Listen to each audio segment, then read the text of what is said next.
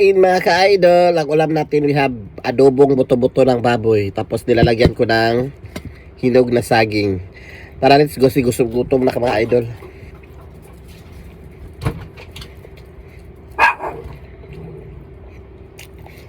Tapos ko lang maglabas, yan, sobrang gutom.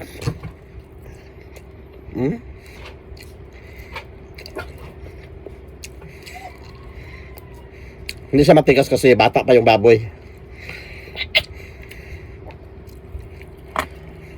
Tapos anghang kasi nilalagyan ko ng maraming sili.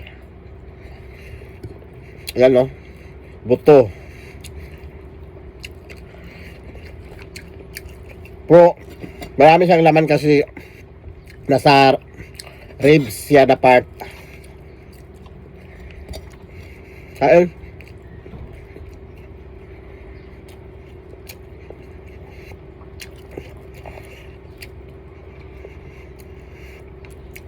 Well, naglalaba ako. Nagluto din ako ng ulam. Hinaan ko ng apoy para hindi maano. Tapos, tinitingnan ko para hindi masira yung niluto natin.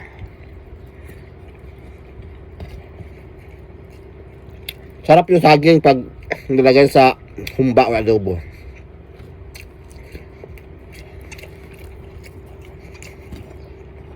Saging na saba.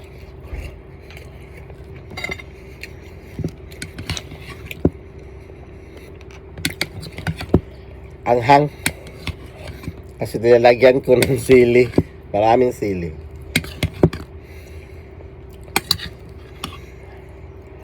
Kain.